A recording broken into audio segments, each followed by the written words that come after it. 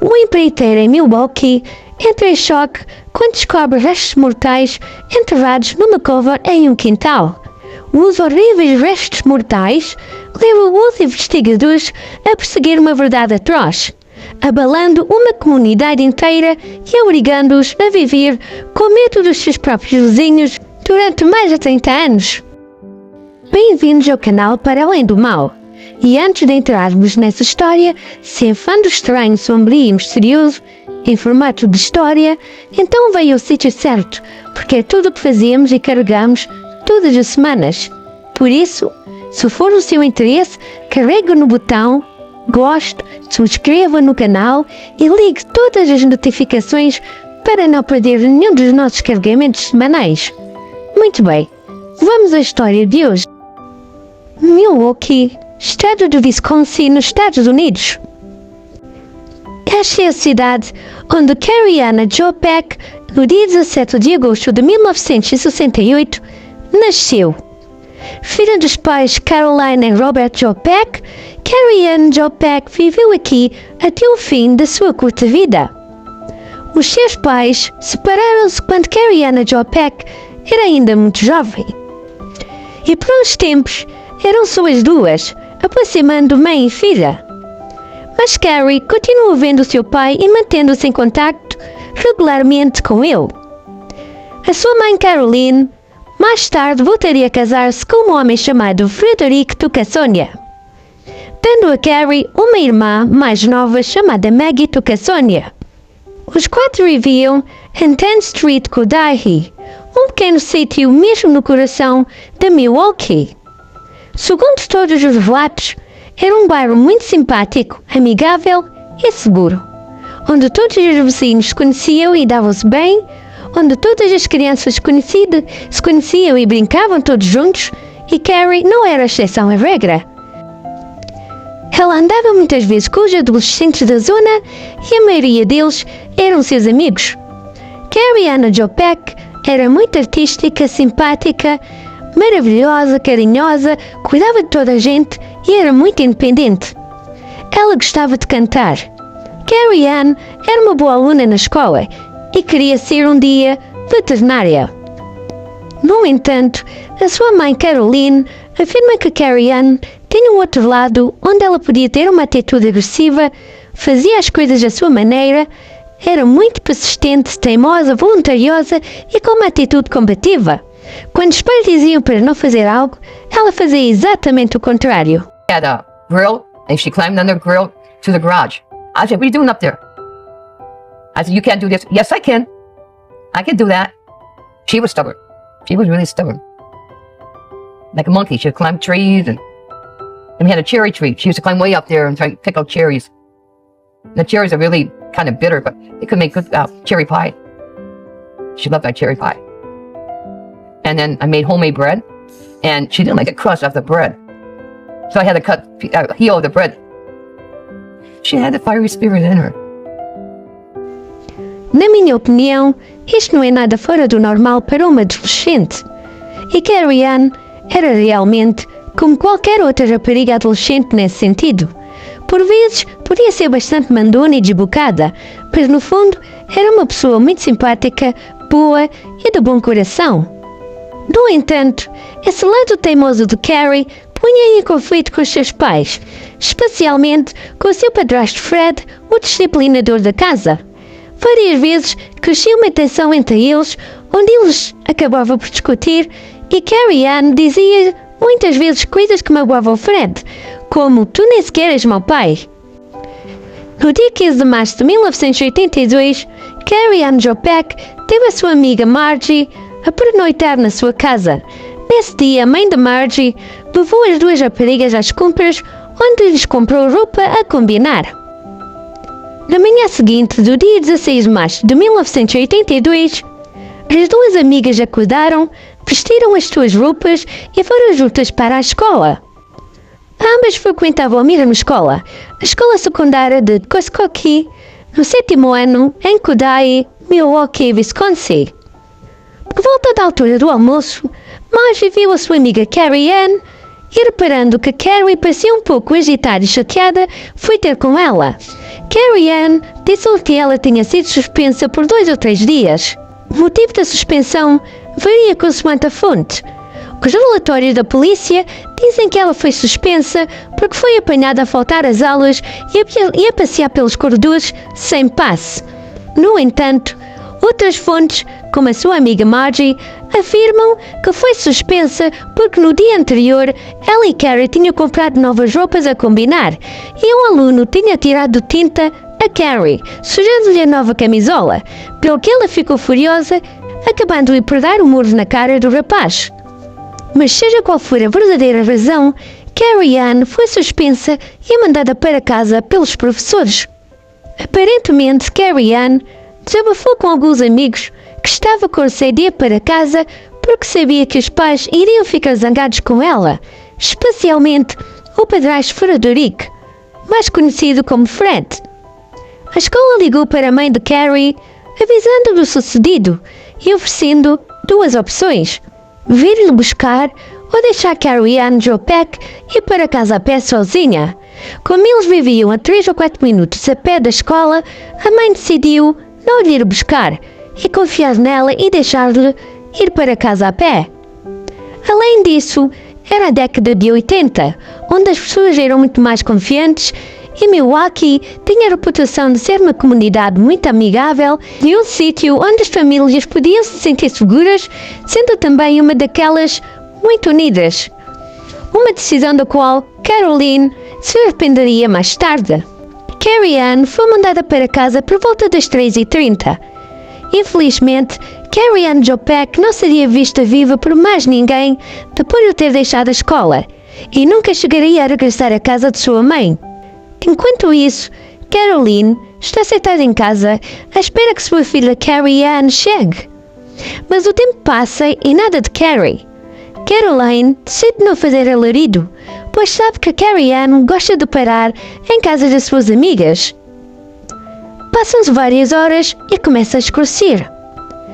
Agora, uma Caroline visivelmente preocupada sai de casa, atravessa a rua e dirige-se à casa da melhor amiga de Carrie Ann, Robbie Mandet. Ela bate a porta e Robin vem à porta dizendo que não viu Carrie Ann nem sabe onde ela possa estar. Caroline então volta para casa e telefona uma outra amiga de Carrie Ann, Margie, a amiga que tinha passado a noite anterior na sua casa.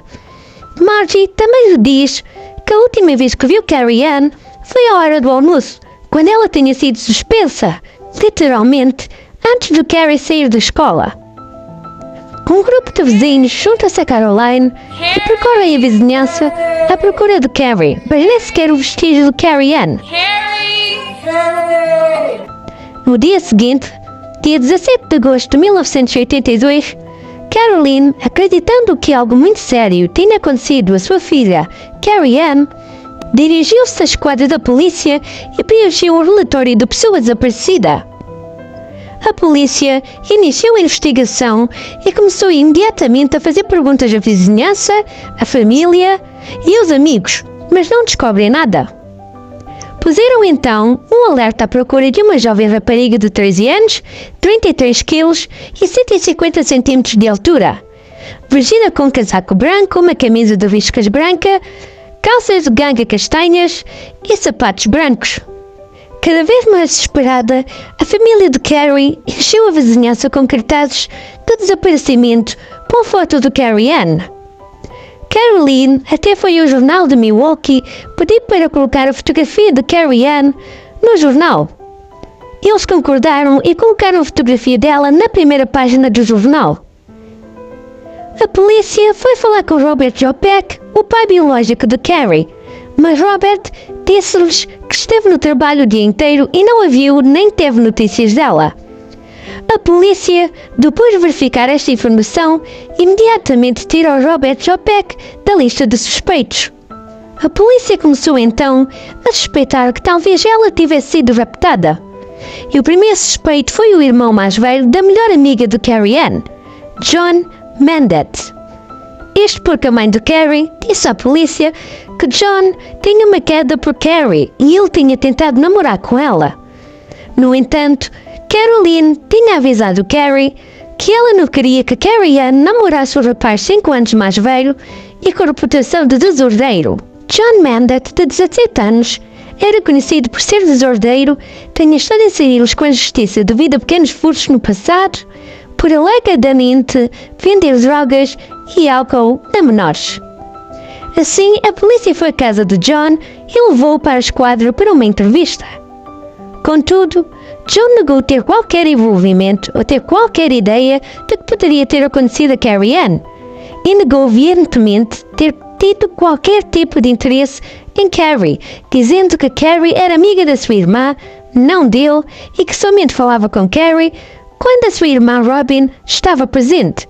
Sem provas concretas ou físicas contra John, os policiais tiveram que o deixar ir. Mais tarde, a polícia foi informada de que o padrasto de Carrie poderia ter algo a ver com a sua morte ou com o seu desaparecimento, uma vez que vários vizinhos tinham o visto a colocar um pátio de cimento novo no seu quintal. Apesar de mais uma vez a polícia não ter provas concretas sobre estes factos, não acreditando na palavra do Fred, a polícia decidiu investigar debaixo do seu novo pátio de cimento. Para o efeito, utilizaram um equipamento chamado radar de penetração de solo. O radar de penetração de solo, este equipamento basicamente usa ondas de rádio para captar as imagens por baixo da superfície do solo, sem ter que cavar o solo, ou neste caso, sem ter que escavar o pátio. Assim, usaram este equipamento para obter algumas imagens do que estava por baixo do novo pátio de Fred e não encontraram nada. A polícia acabou por excluir Fred como suspeito, tal como o resto da família do Carrie. Toda a gente passava a cabeça perguntando-se como é que a Carrie Ann podia ter desaparecido no ar. Lamentavelmente, alguns vizinhos começaram a acreditar que Carrie Ann tinha fugido. Passado algum tempo, sem que o caso tivesse progredido, a família de Carrie Ann decidiu lançar um apelo público, pedindo a todos que apresentassem qualquer informação que pudesse ser relevante. Mas nenhuma destas informações pode ser confirmada e o caso começou a arrefecer. Era óbvio para todos que a polícia não estava nem perto de descobrir o que aconteceu a Carrie Ann ou porque ela tinha desaparecido naquela tarde de março de 1982. Foi só 17 meses mais tarde que se registraram novos desenvolvimentos no caso. Coran Misiewicz, um construtor local, foi contratado para fazer umas obras no número 1944 South 10th Street, numa das casas no bairro de Carrie Ann. Became friends with the people who live upstairs here and started talking to our neighbor Donna, and she said that, asked me if I'd be interested in doing some work in her house. One of the projects that she had was tearing off the back porch. Na verdade, numa das casas perto da casa de Carrie Ann. Donna, a mãe da família desta casa, queria que Conrad fizesse algumas renovações, algumas alterações no quintal da casa. Foi-lhe pedido que destruísse o alpendre das traseiras, nivelasse o solo e construísse um novo terraço. No dia 2 de setembro de 1983, quando Conrad, o construtor, estava a nivelar o solo, reparou no cheiro muito mau que vinha da terra. No entanto, o empreiteiro continuou a escavar secções do pátio quando a pá do empreiteiro bateu com força em alguma coisa. Quando o empreiteiro retirou a pá do chão, reparou que havia fios de cabelo misturados com terra presos na pá. Temendo o pior, cavou um bocadinho mais, acabando por encontrar por baixo de alguns centímetros de terra os restos humanos de alguém. O corpo estava encolhido numa posição fetal. Conrad imediatamente ligou a polícia e em questões de minutos a polícia se encontrava no local, fechando a cena de crime com a fita amarela para proteger qualquer evidência ou provas. E adivinhem que casa era esta? De quem é o quintal onde Carrie Ann foi encontrada enterrada? Exatamente, esta casa pertence à família de um dos principais suspeitos do caso, John Mann, de 17 anos. A notícia de que tinha sido encontrado um corpo da casa da família Mandett correu pela vizinhança que nem rastreio de pólvora, e toda a vizinhança incrédula rodeou a cena do crime em segundos. Praticamente, todos os vizinhos que viviam na zona saíram de casa e ficaram à porta da casa dos Mendet, ansiosos por saber o que se passava, incluindo a própria família de Carrie. A mãe e o padrasto foram lá para saber se era Carrie Ann, e depois de ouvir as pessoas descreverem a roupa, como casaco branco, a mãe soube 100% que os restos mortais pertenciam à sua filha Carrie Ann Jopek. Agora, os espectadores Judith à volta do local acreditavam que o autor do crime tinha de ser o jovem John Mendet, o filho mais velho e irmão de Robin Mendet. Everybody was saying right away that Johnny had something to do with it. When they found her body, it had to be either Johnny or somebody in that house had to do it. Agora a polícia tinha uma nova pista e o seu principal suspeito era, claro, John Mendet. Como é que não podia ser? A polícia já tinha algumas suspeitas sobre ele, e agora que o corpo de Carrie foi encontrado, enterrado no seu quintal, ele estava de volta ao topo da lista de suspeitos da polícia. Curiosamente, quando o corpo de Carrie foi encontrado, algumas pessoas que correram para o local do crime, incluindo Conrad, o construtor, testemunharam que John Mendet estava presente quando os restos mortais de Carrie Ann foram retirados do chão, e que viram John Mendet não só visivelmente mal disposto, chegando mesmo a vomitar, como extremamente perturbado com algo, sendo visto a chorar. Isso fez com que a polícia começasse a pensar que talvez John Mendet estivesse a passar mal porque sentia-se culpado, porque era o assassino, porque foi ele que matou Carrie Ann e a enterrou no quintal. E assim, o mauzão do bairro, John Mendet, é trazido para ser interrogado mais uma vez. John Mendet manteve-se fiel à sua história original. Disse que não tinha absolutamente nada a ver com o assassínio de Carrie Ann, negou ter dado qualquer tipo de festa no dia em que Carrie Ann desapareceu e afirmou não fazer ideia de como é que Carrie Ann tinha acabado enterrada no seu quintal. Eventualmente, John Mendet exigiu um advogado e os detetives tiveram de parar de o interrogar e o deixar ir, porque apesar da situação parecer muito suspeita, a polícia não tinha qualquer prova sólida que o ligasse ao crime. E sem mais nem menos, John Mendet foi libertado sem qualquer acusação. Here's one of my best friends found buried under that porch. Just finding Carrie there was strange to me. I mean, just absolutely insane to me. Never in my wildest dreams did I think that she was in that house. I was thinking, somebody's covering something up. The smell, how is that covered? How is that, if she's buried right outside the bedroom window, how? I mean, that's not something that can be hid.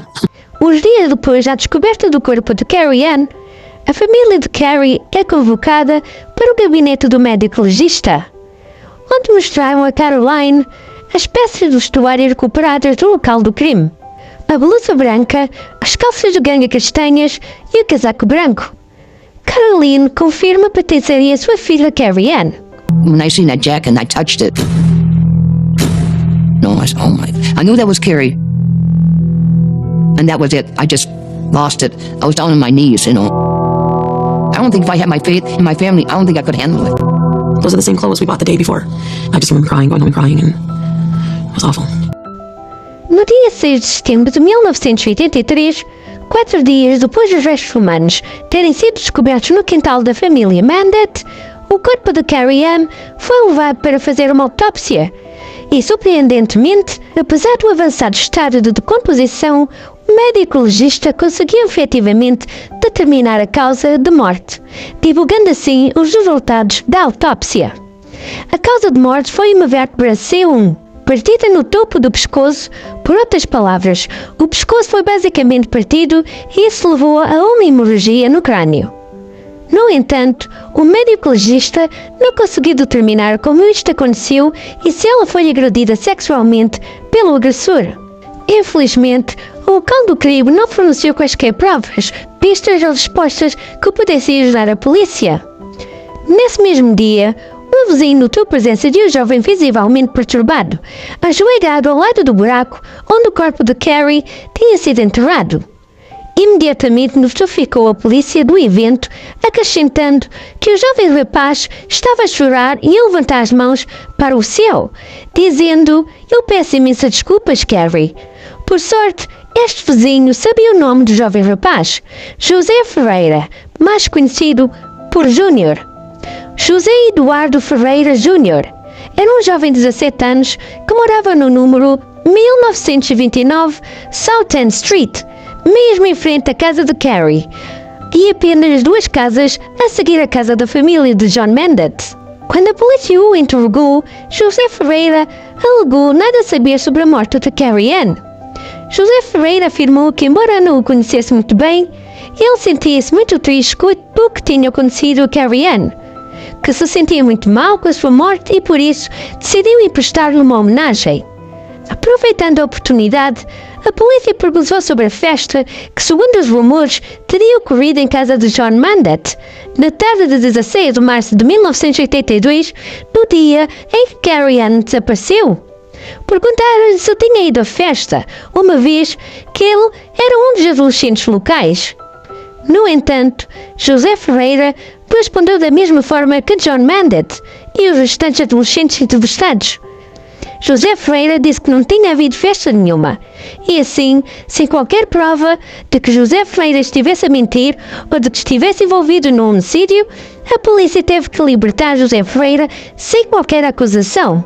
No, I know she's in God's hands, like I said, God Não take é care of her. claro se José Ferreira conhecia a família de Carrie Ann antes da sua morte, mas o engraçado, ou talvez o mais interessante, é que depois de José Ferreira ter sido libertado do interrogatório pela polícia, ele acabou por ficar muito mais próximo da família de Carrie Ann.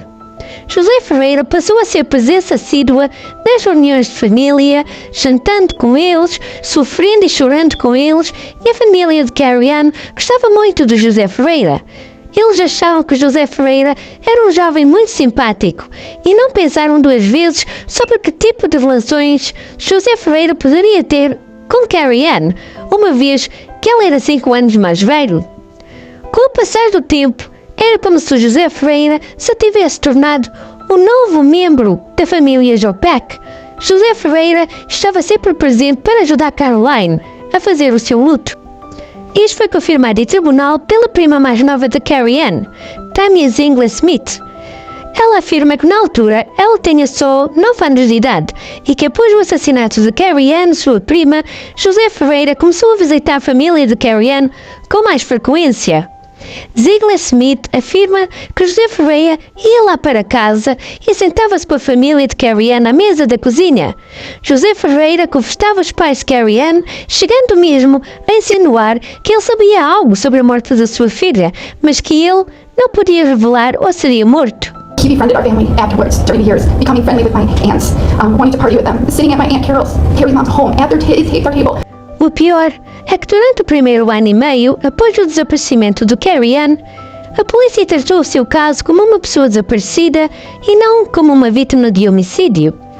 Após encontrarem o seu corpo, não havia muitas provas físicas que pudessem servir de base para abrir uma nova investigação. Em 1989, a polícia de Milwaukee recebeu uma chamada do Instituto Correcional de Dodge, uma prisão de segurança máxima em Wisconsin. Um dos reclusos queria falar de um crime ocorrido em 1982. Esse recluso era Thomas Luca, o ex-namorado da melhor amiga de Carrie Ann, Robin Mendet. O casal tinha namorado entre 1983 a 1986. Thomas Luca afirmou que Robin Mendet lhe tinha dito que o irmão dela, John Mendet, era o responsável pela morte de Carrie Ann. Thomas Luca disse à polícia que John Mendet tinha morto Carrie Ann nessa noite e que o corpo dela tinha sido deixado na cave durante 2 ou 3 dias antes de John Mendet decidir enterrá-la no quintal. A polícia trouxe Robin Mendet para ser interrogada e ela confirmou que eles tinham namorados anos atrás, mas negou a história classificando-a como falsa. Robin Mendet diz nunca ter acreditado que o seu irmão John Mendet tivesse algo a ver com a morte de sua amiga Carrie Ann. Robin Mendet recusou a acusação feita por Thomas Luca e sugeriu que o seu ex-namorado poderia estar a tentar utilizar a falsa informação para se livrar da prisão por um crime não relacionado com a morte de Carrie Ann. Além disso, A polícia também suspeitava que Thomas Luca teria qualquer coisa para reduzir a sua pena de prisão, uma vez que isso acontecia constantemente. Os anos passaram e a família Mendet mudou-se do bairro histórico da estrada número 10. A polícia continuou a investigar o caso e a seguir algumas pistas, mas com o passar do tempo, mais uma vez, a polícia encontrava-se num beco sem saída e o caso foi lentamente esquecido e posto na gaveta, virando um caso frio. E desta vez, o caso permaneceria na gaveta durante vários anos, 3 décadas, para ser mais precisa, sem uma única pista ou resposta. Porém, 33 anos após o assassinato de Carrie Ann, houve um grande acontecimento que finalmente levaria à resolução deste caso. O que aconteceu nesse dia chocou completamente todos os que tiveram alguma vez envolvidos neste caso ou que tiveram conhecimento deste caso. Na manhã do dia 11 de outubro de 2015, 33 anos depois do assassinato de Carrie Ann, um estranho ligou para 3 pessoas diferentes no espaço de um dia, confessando um crime, o assassinato de Carrie Ann Joe Peck. Este estranho telefonou a sua ex-mulher, Brenda, e contou-lhe a história do seu encontro com Carrie Ann Joe Peck, bem como a forma como a tinha morto. Brenda foi imediatamente à esquadra da polícia do West Milwaukee e contou ao sargento de serviço o que tinha ouvido, adicionando o facto de eles estarem em vias de se divorciarem. A segunda confissão foi feita a uma conselheira da linha de apoio a crises, que relatou à polícia que o homem lhe tinha telefonado e contado a história de como tinha morto Carrie Ann, bem como o que tinha feito depois da sua morte. De acordo com o conselheiro, o homem não conseguia decidir na altura se queria morrer em gloria ou em silêncio, mas queria certificar-se de que o seu crime chegava às primeiras páginas. E queria uma entrevista com a Kathy Milwaukee, a mais antiga pivô de notícias da televisão da Milwaukee. No fim, ele deu-lhe o seu nome. A terceira chamada foi para a estação de notícias de Milwaukee, WESN-12, onde Justin Adams, o jornalista de serviço, ouviu-o confessar ser o assassino de Carrie Ann Joe Peck. Claro que no início Justin Adams não pensou que o homem estivesse a falar a verdade, mas deixou-o falar na mesma, apressando-se a chamar o seu diretor, Chris Gag. O homem ao telefone repetiu de novo ser o assassino de Carrie Ann Joe Peck e terminou a chamada. Ambos jornalistas de imediato ligaram à polícia contando-lhes o sucedido. O diretor do WESN-12 News, Chris Gag, mais tarde diria: a história era muito pormenorizada e perturbadora. 3 dias depois, na manhã de 13 de outubro de 2015, antes da polícia se poder organizar, o assassino entra na esquadra da polícia e entrega-se. O homem que confessou ser o assassino de Carrie Ann Joe Peck, o homem que se entregou na esquadra na manhã do dia 13 de outubro de 2015, era nada mais nada menos do que José Ferreira, agora com 50 anos. O mesmo rapaz de 17 anos que em 1982 e 1983 tinha sido considerado uma pessoa de interesse no assassinato de Carrie Ann Joe Peck, o mesmo jovem que foi visto a chorar de joelhos junto à cova de Carrie Ann e que durante os anos tornou-se como um membro da família de Carrie. O mais curioso é que quando José Ferreira confessou, a polícia de Milwaukee não tinha qualquer conhecimento do crime de que José Ferreira estava a confessar. Obviamente, temos de nos lembrar que este crime foi cometido 33 anos atrás e que, provavelmente, os detetives e os policiais estavam presentes na altura já deveriam ter-se reformado ou temido falecido. De qualquer das maneiras, depois dos detetives desenterrarem este ficheiro dos casos arquivados e lerem sobre o caso, o detetive James Hensley foi chamado para investigar o caso. O detetive James Hensley levou José Ferreira para a sala de interrogatório, leu os direitos de Miranda e José Ferreira deu uma confissão mais detalhada e completa do que aconteceu nesse dia fatídico há 33 anos atrás. José Ferreira finalmente admitiu que tinha havido uma festa essa tarde e John Mandet tinha sido o organizador. Ele confirmou que a mãe de Mandet estava a trabalhar e que por essa razão Robbie Mandet e o seu irmão John Mandet decidiram dar a festa naquele dia durante a tarde. E explicou a razão dos jovens negarem a festa era por haver álcool e drogas a circular durante a festa e não haver nenhum adulto a supervisioná-los. De acordo com José Ferreira, Carrie Ann estava a caminho de casa depois de ter sido suspensa da escola. Ela já estava na sua rua, perto de sua casa, quando viu vozes altas e música vinda da casa dos Mandet. Ela então decidiu parar e entrar. Segundo José Ferreira, a casa estava cheia de miúdos que tinham faltado à escola. Outros colegas da escola, nomeadamente os mais velhos, também estavam lá e faltaram à escola, incluindo José Ferreira. Ele disse que viu Carrie Ann Jopek a entrar na festa. A casa de John Mandet tinha se tornado o ponto de encontro de todos os que tinham faltado à escola nesse dia. José Ferreira estava a beber whisky Yukon Jacket, misturado com soda, e a certa altura, Carrie Ann aproximou-se dele e perguntou-lhe se tinha álcool para ele beber. Ele disse-lhe que não, mas que tinha um charo de marijuana e que estava disposto a partilhar.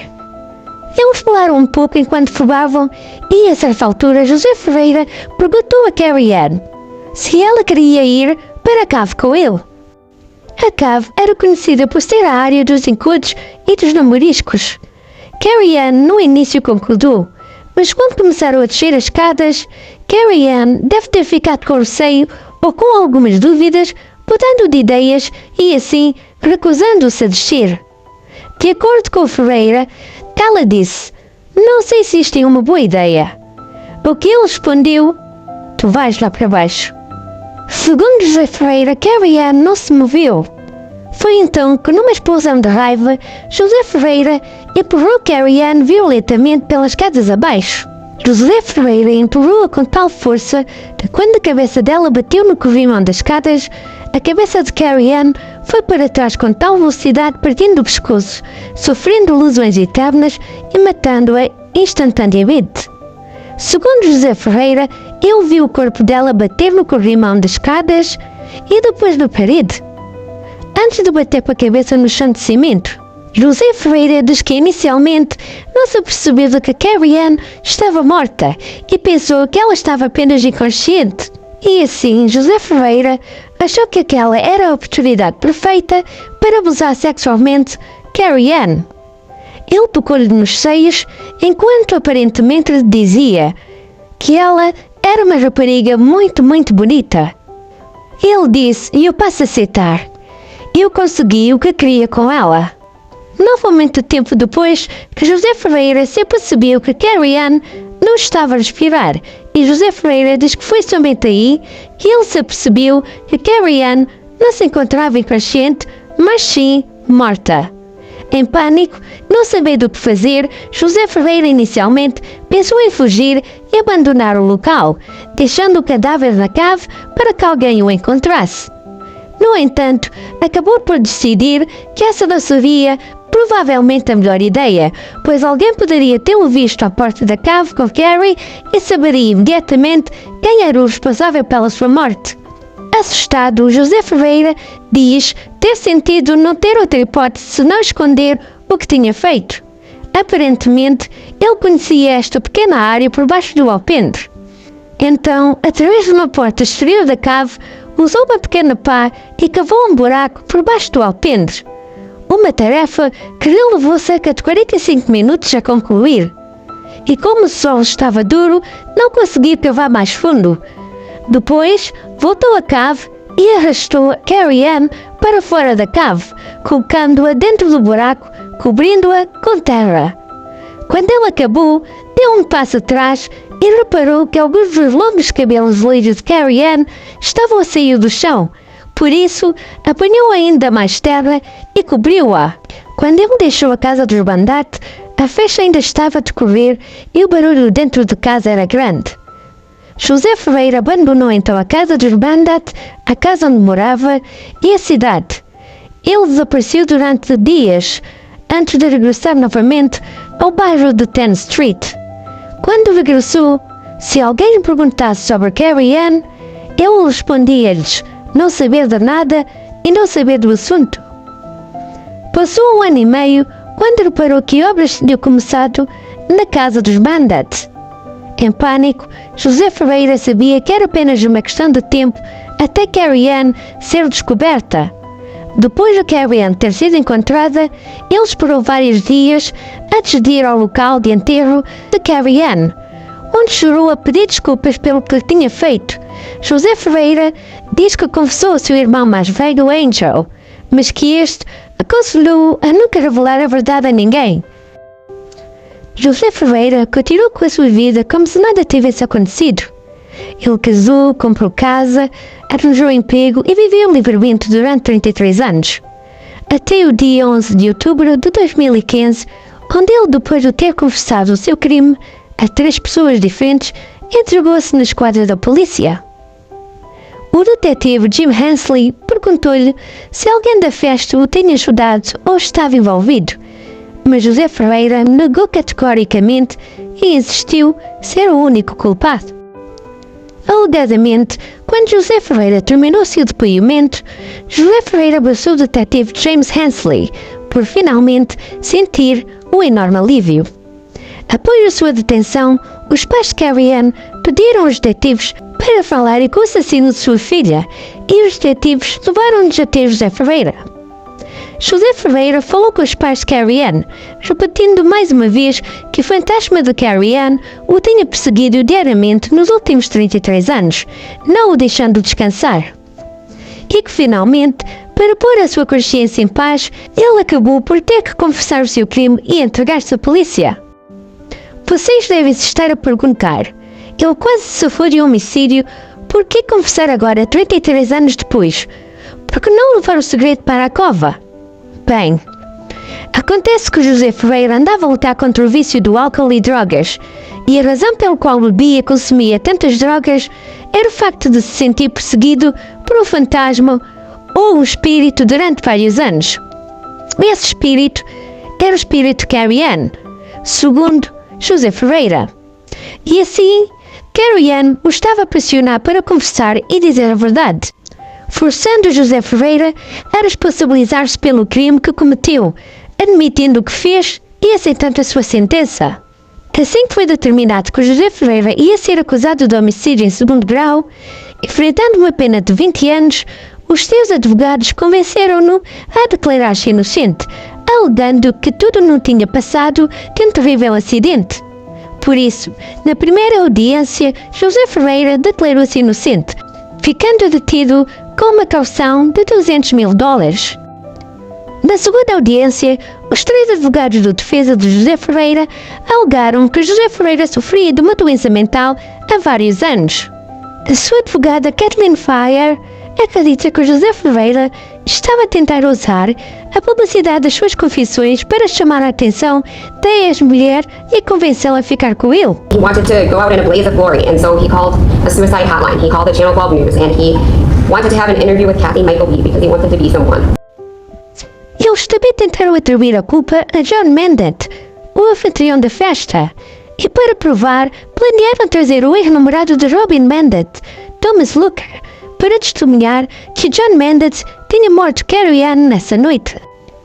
O procurador adjunto Carl Eyes descreveu José Ferreira como um indivíduo patético e afirmou, passo a citar, o Sr. Ferreira estava num beco sem saída, uma espécie de tinha batido no fundo do poço. Ele tinha estado a sofrer de uma doença mental e as suas confissões podem ter sido provocadas pelo consumo excessivo de álcool e que também na altura a ex-mulher Brenda estava em vias de obter o divórcio. Embora as autoridades inicialmente o tenham acusado de homicídio em 2º grau, a verdade é que muito rapidamente se aperceberam que havia poucas provas físicas que ligassem José Ferreira ao assassínio de Carrie Ann Jopeck. Para piorar o caso, as confissões de José Ferreira tinham sido feitas 33 anos depois dos factos, existindo somente provas circunstanciais. Parecendo que o júri não ficasse convencido da sua culpa, com tão poucas provas, juntamente com o facto de José Ferreira querer que os procedimentos legais terminassem rapidamente, em março de 2017 o Procurador-Geral, Com o acordo e apoio da família de Carrie Ann, tomou a decisão de propor a José Ferreira um acordo, onde José Ferreira declara-se o culpado de tentativa de agressão sexual em segundo grau e de falso aprisionamento, reduzindo assim as acusações. Good evening. Prosecutors explained to Carrie Ann Jopek's family there were some challenges if they were trying to pursue a murder conviction from a case stemming back from 1982. Now, with the family's permission, the prosecution offered the option to Jose Ferreira Jr. to plead guilty to second-degree sexual assault and false imprisonment in exchange for no trial. Ultimately, Ferreira Jr. accepted that deal just before 4:30 this afternoon. No dia seguinte, José Ferreira aceitou este acordo proposto pelo Procurador-Geral. Os pais de Carrie Ann Jopek estiveram presentes no julgamento de José Ferreira, segurando uma fotografia da filha durante todo o processo. Os pais de Carrie Ann, embora ainda estivessem de luto pela perda da filha, tinham tentado manter uma perspectiva realista relativamente ao processo judicial. Tinham passado mais de 3 décadas e compreendiam que com poucas provas físicas não havia muito que o sistema judicial pudesse fazer. Sobre os fatores familiares terem concordado com o acordo proposto a José Ferreira, a família disse que, embora a verdade por detrás desta tragédia possa nunca vir a ser conhecida, eles estavam satisfeitos com o desfecho do caso. A família compreendeu os problemas que a equipa de acusação enfrentava devido à idade do processo e acharam que era preferível obter uma acusação mais leve do que julgar e sofrer uma perda total. Tried to get smart with her and she didn't want to. Because she told me she ain't gonna have sex until she got married. And she was 13 when she told me that. And I believed her, you know. Now, he's gonna pay for what he did to her. Em tribunal, José Ferreira apresentou um patético pedido de desculpas diretamente à família de Carrie Ann, dizendo: Sorry. From the deepest pit of my heart. Sorry.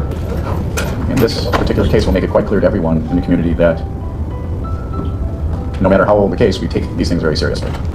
No final, o juiz viu-se obrigado a dar a pena máxima permitida por lei. Na altura, 7 anos, 5 anos por agressão sexual e 2 anos por falso aprisionamento. Muitos observadores ficaram surpreendidos com a sentença que José Ferreira recebeu.